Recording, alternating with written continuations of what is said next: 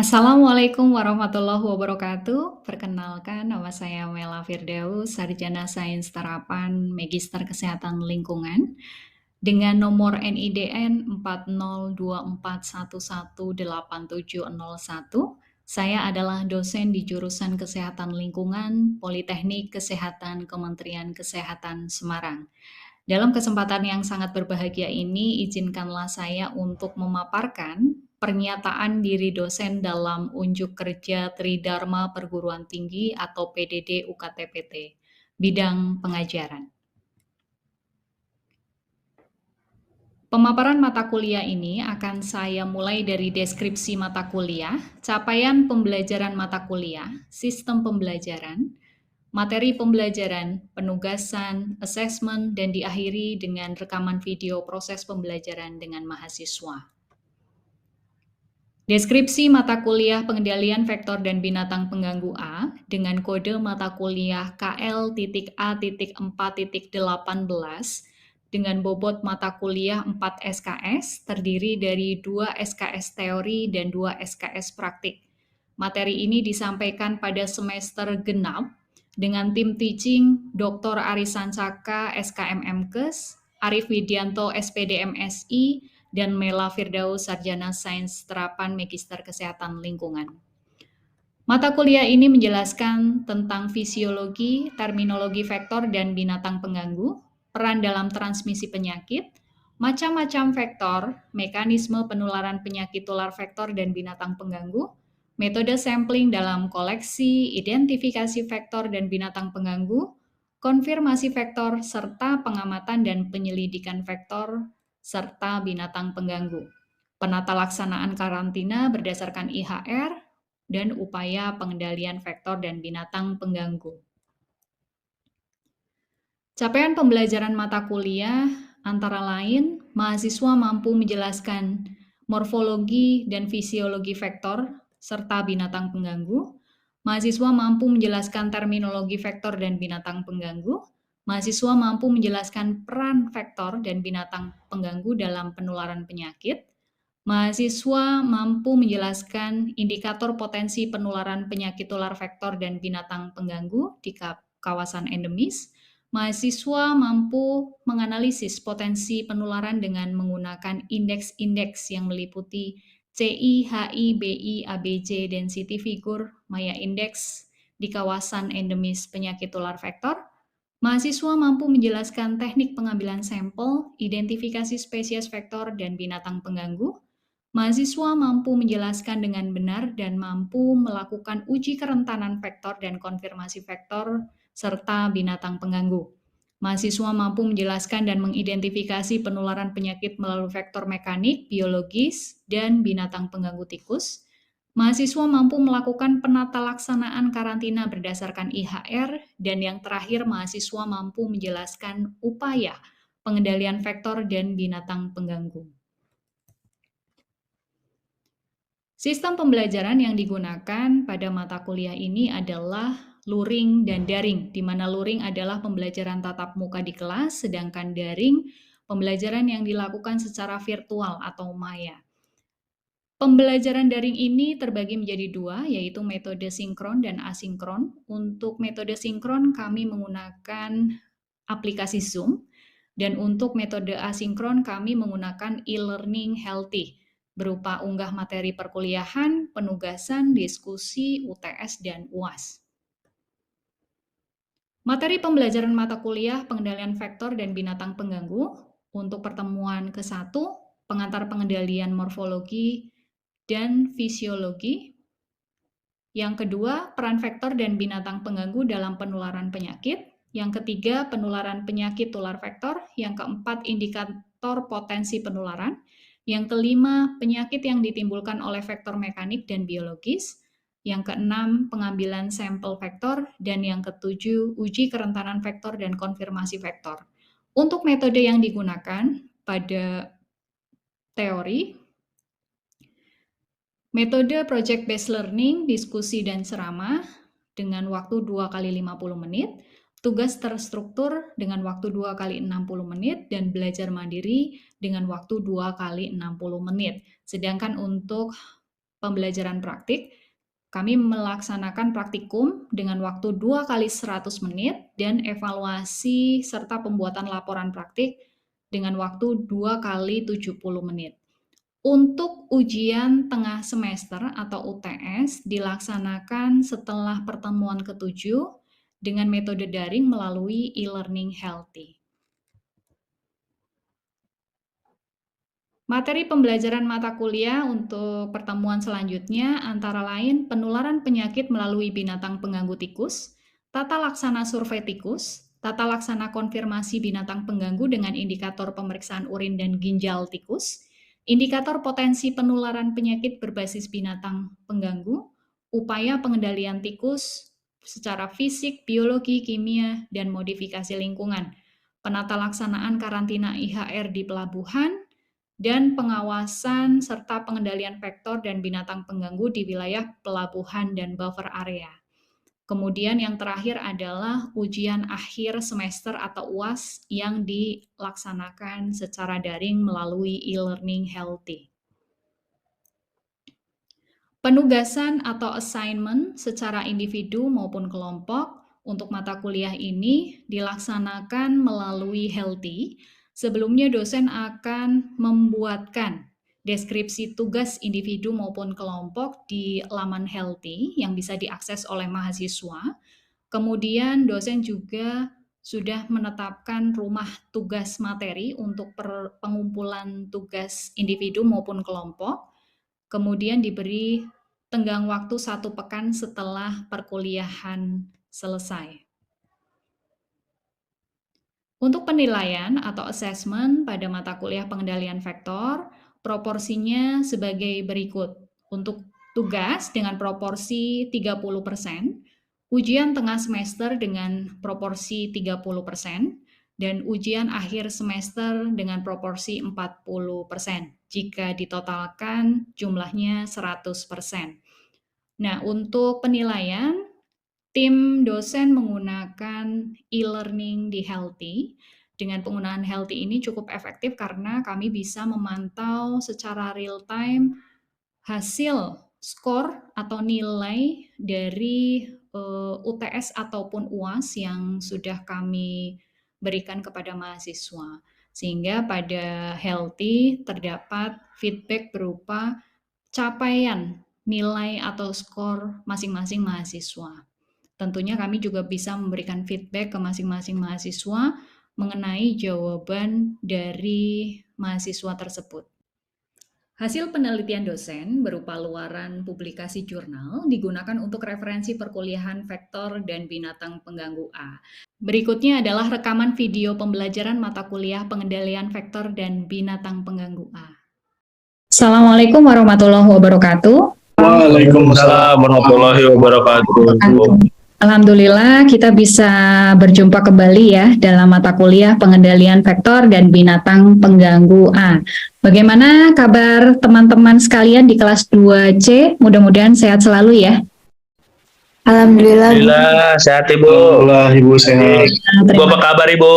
Alhamdulillah sehat Mas Raihan. Pagi hari ini kita akan melaksanakan kuliah dengan tema pertemuan 2 yaitu peran vektor dan binatang pengganggu dalam penyebaran penyakit. Sebelum saya menyampaikan kuliah, saya akan membacakan dulu tujuan pembelajaran kita di pertemuan kedua. Yang pertama, mahasiswa mampu menjelaskan terminologi vektor dan binatang pengganggu. Kemudian yang kedua, mahasiswa mampu menjelaskan peran non-vektor dan binatang pengganggu dalam penularan penyakit. Kemudian terkait dengan dua tujuan pembelajaran tadi, saya akan menyampaikan beberapa poin materi. Yang pertama, terminologi vektor, kedua, terminologi binatang pengganggu, dan yang ketiga, peran vektor dan binatang pengganggu dalam penularan penyakit.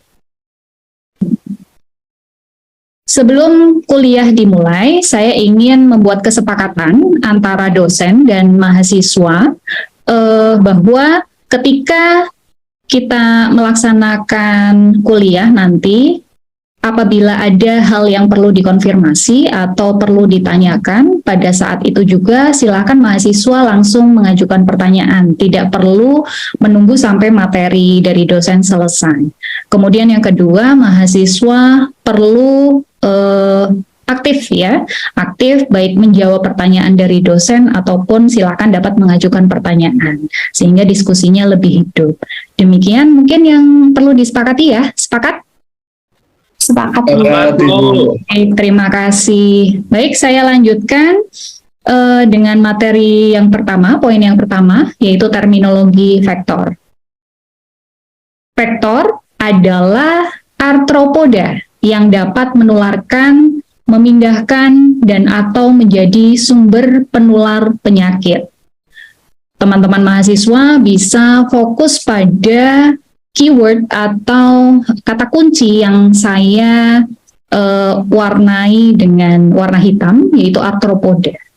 Apa sih arthropoda? Nah, arthropoda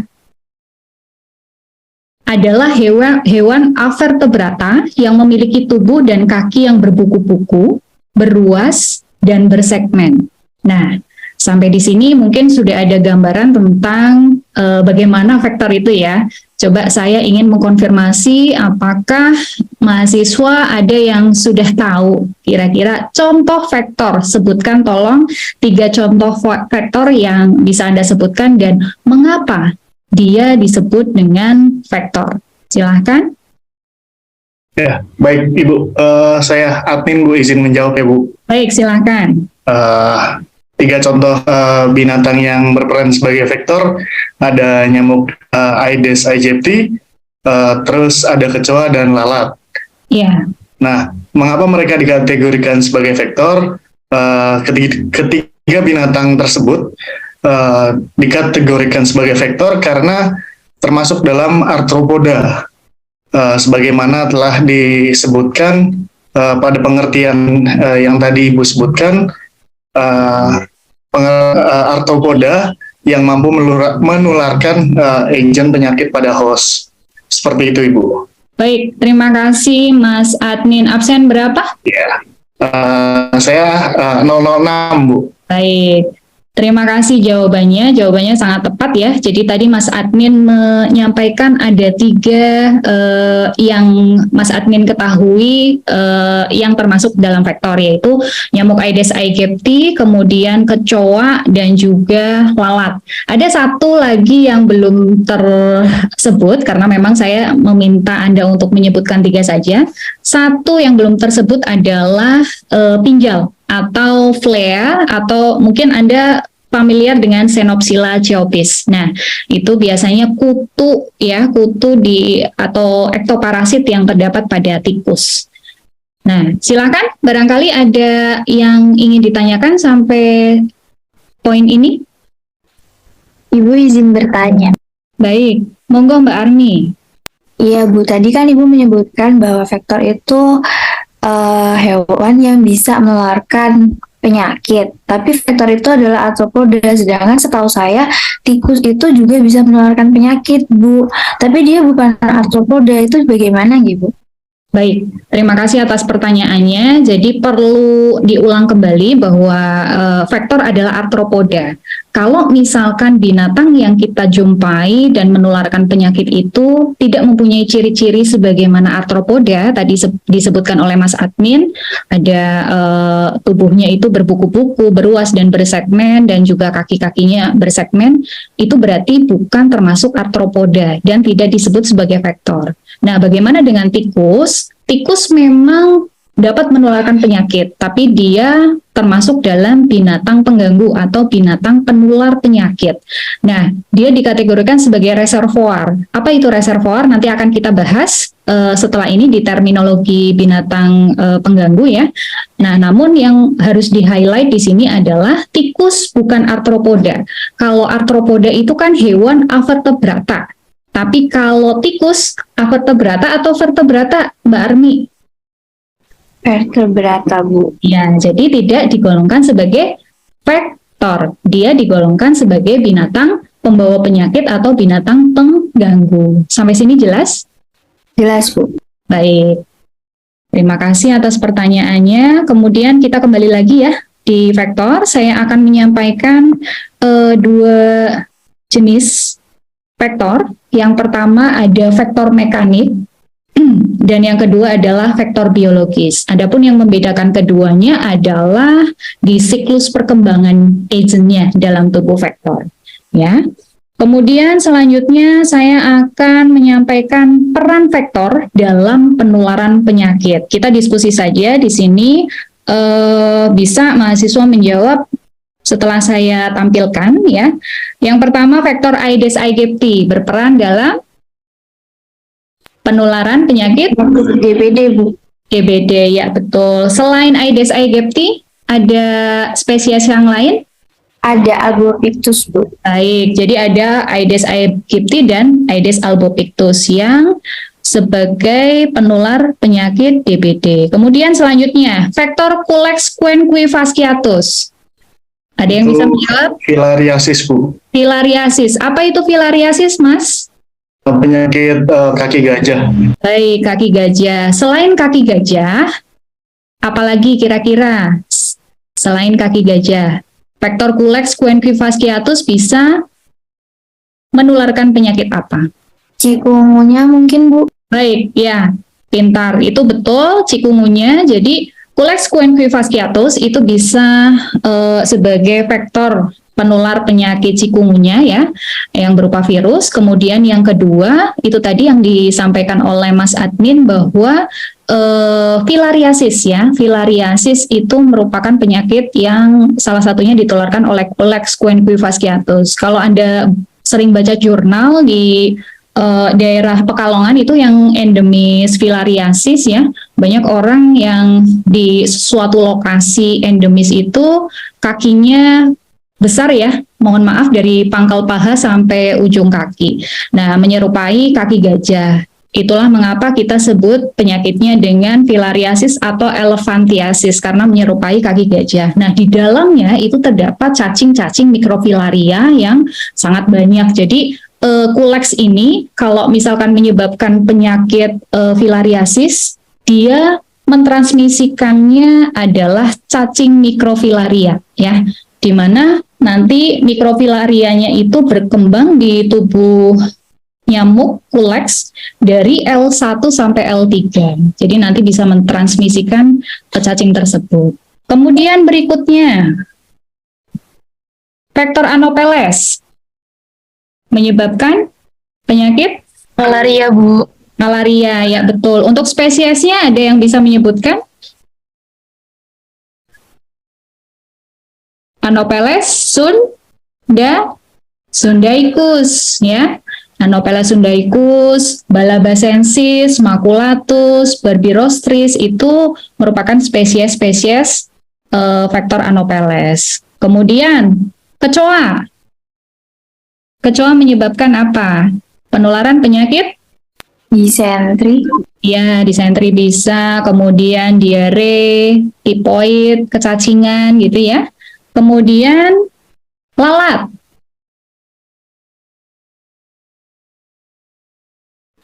Diare mungkin, Bu. Diare, betul, diare. Kemudian tipus ya, tipus juga bisa. Kemudian pinjal, yang tadi saya sebutkan di chapter sebelumnya, itu Xenopsila chaopis ya, yang dikonfirmasi sebagai vektor penular penyakit pes. Jadi sebetulnya bukan tikus yang menularkan pesnya, tapi gigitan Xenopsila chaopis lah yang terkonfirmasi sebagai penyebab. Itulah mengapa yang menjadi vektor adalah pinjalnya yang merupakan ektoparasitnya, bukan tikusnya. Begitu ya. Jadi kedua hal yang rancu ini sudah udah lurus ya.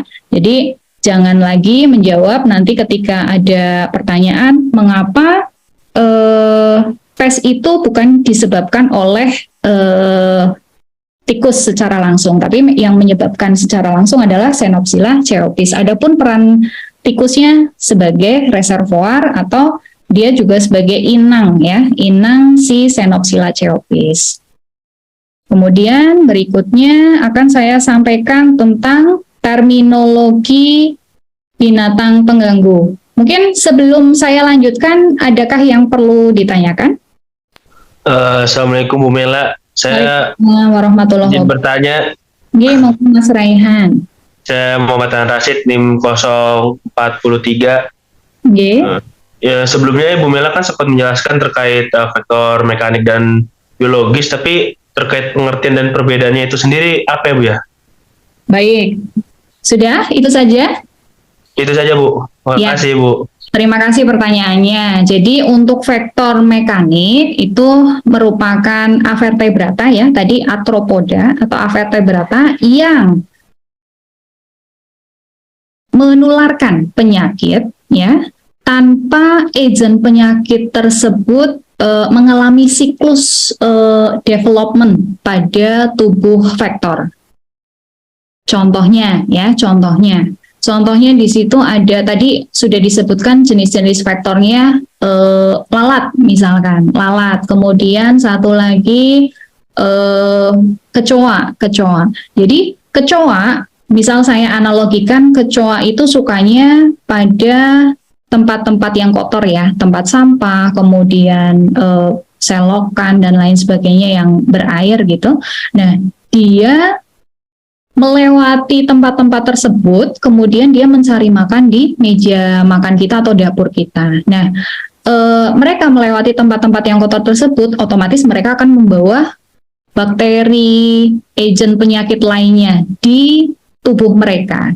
Dan di tubuh mereka itu ketika mereka nempel ke makanan kita atau melewati makanan kita, otomatis agen itu akan nempel atau agen itu dipindahkan ya dengan gerakan kecoa ataupun gerakan si lalat tersebut, sehingga nanti mereka memindahkan agen tersebut ke makanan kita gitu. Itu yang disebut dengan vektor mekanik. Jadi agennya tidak mengalami siklus development pada tubuh vektor.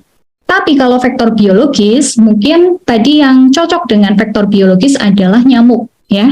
Kalau Anopheles ya, di nyamuk Anopheles untuk dapat menularkan penyakit malaria, si Anopheles itu nanti di dalam tubuhnya ada plasmodium. Nah, plasmodiumnya itu mengalami siklus perkembangan ya, dan akan menghisap darah manusia. Dan disitulah nanti ketika proboscis ditusukkan ke kulit manusia, maka agen plasmodiumnya akan masuk ke dalam tubuh manusia. Nah, agen plasmodiumnya sebelumnya sudah mengalami siklus di dalam tubuh nyamuk. Begitu pula dengan nyamuk yang lain. Itu juga misalkan tadi filariasis ya, yang disebut oleh Mas Admin, Culex coenquifasciatus sebagai vektor filariasis, di dalam tubuhnya itu sudah ada cacing mikrofilaria. Nah, mikrofilaria ini mengalami pertumbuhan ya, perkembangan siklus dari L1, larva 1, larva 2 dan larva 3. Nah, ini bisa develop di dalam tubuh nyamuk, kemudian ketika proboscis ditusukkan ke kulit manusia, maka cacing itu akan ditransmisikan ke tubuh manusia. Jadi begitu bedanya. Mekanik itu tidak melakukan siklus perkembangan dalam tubuh vektor, sedangkan yang biologis agennya mengalami siklus perkembangan dalam tubuh vektor. Bisa dimengerti, Mas Rehan? Bisa Ibu, makasih banyak Ibu. Baik, terima kasih. Bisa dilanjut ya? Bisa, Bu. Saya lanjutkan. Monggo. Oke. Terminologi binatang pengganggu. Binatang pengganggu adalah binatang selain arthropoda yang dapat menularkan, memindahkan, dan atau menjadi sumber penular penyakit. Kalau kita fokus pada kata kunci yang sudah saya tandai, binatang selain arthropoda, sudah jelas tadi ya, tikus tidak termasuk arthropoda, sehingga tikus bisa dimasukkan dalam binatang pengganggu atau binatang penular penyakit. Kalau dalam Permenkes nomor 50 tahun 2017, Anda bisa melihat di situ bahwa yang termasuk dalam binatang pembawa penyakit itu yang penting ya, yang dianggap penting di dunia kesehatan, terutama di Indonesia adalah tikus ya, tikus dan juga keong atau snail. Nah, kita akan bahas peran tikus dalam penularan penyakit ya. Tikus merupakan reservoir beberapa penyakit menular. Tadi mungkin saya sampaikan di depan ada kata-kata reservoir. Nah, apa sih reservoir itu? Jadi reservoir itu di perspektif pengendalian vektor berbeda dengan reservoir air ya, yang di penyediaan air. Jadi kalau reservoir di sini adalah tempat berkembang biaknya bibit penyakit atau agent sehingga merupakan sumber penularan penyakit gitu. Nah, apa sih penyakit yang dapat ditularkan oleh tikus ya? Ini antara lain hantavirus yang mungkin pada saat COVID-19 lalu kita mendapatkan kabar bahwa di beberapa negara juga terjangkit hantavirus gitu ya. Kemudian leptospirosis, ini juga yang di beberapa wilayah di Indonesia masih sering terjadi. Kemudian murin tipus, kemudian pes ya, pes tadi yang saya jelaskan, kemudian rat bite fever, jadi gigitan tikus ya, yang seringkali juga menyebabkan demam. Nah, sampai sini saya mungkin perlu mengkonfirmasi ada satu pertanyaan yang harus dijawab mahasiswa. Mungkin dari mahasiswa kelas 2C ada yang bisa menjawabnya. Perhatikan baik-baik pertanyaannya. Bagaimana mekanisme penularan pes pada manusia? Izin menjawab, Bu. Ya, Mbak siapa? Farah Dina, Bu, di 029. Baik, monggo Mbak Farah. Baik, seperti yang tadi sudah dijelaskan oleh Ibu, penyakit pes itu ditularkan melalui gigitan pinjal yang nama spesiesnya itu Xenopsila ceopis. Nah, pinjal tersebut itu merupakan ektoparasit yang tinggal di tubuh bagian luar tikus. Dan apabila tikus tersebut mati, maka pinjal tersebut akan mencari inang lain. Maka dari itu, apabila ada manusia di dekat tikus mati, pinjal akan melompat ke tubuh manusia dan menggigit manusia dengan membawa bakteri yang bernama Yersinia pestis, yang merupakan penyebab penyakit pes. Iya, cukup jawabannya? Cukup, Bu. Baik, terima kasih Mbak Farah Dina, jawabannya tepat sekali, jadi betul ya mekanismenya demikian. Sampai sini ada pertanyaan lagi? Cukup, baik. Kalau cukup, sekarang yang dinanti-nanti ya, ada penugasan individu. Saya sebelum kuliah ini sudah mengupload materi kuliah pertemuan kedua yang saat ini dipaparkan, kemudian deskripsi tugas individu, di mana tugas individu ini perlu dikerjakan oleh mahasiswa ya, dengan waktu 1 pekan setelah materi ini disampaikan. Jadi sudah saya sediakan deskripsi tugas individu, bisa Anda unduh di laman Helpy masing-masing dengan akun masing-masing. Kemudian sudah ada rumah pengumpulan tugas untuk materi pertemuan kedua. Ya, jangan lupa untuk format filenya nanti dirubah menjadi nama, NIM, dan juga tugas kedua. Begitu ya? Sudah cukup jelas? Jelas, Ibu. Baik. Terima kasih, mungkin itu saja yang bisa saya sampaikan. Mohon maaf atas kekurangannya, mudah-mudahan kita bisa bertemu lagi di materi berikutnya minggu depan. Terima kasih atas perhatiannya. Wassalamualaikum warahmatullahi wabarakatuh. Waalaikumsalam warahmatullahi wabarakatuh. Terima Terima kasih, kasih, Ibu. Maaf, Ibu. Ada kesalahan.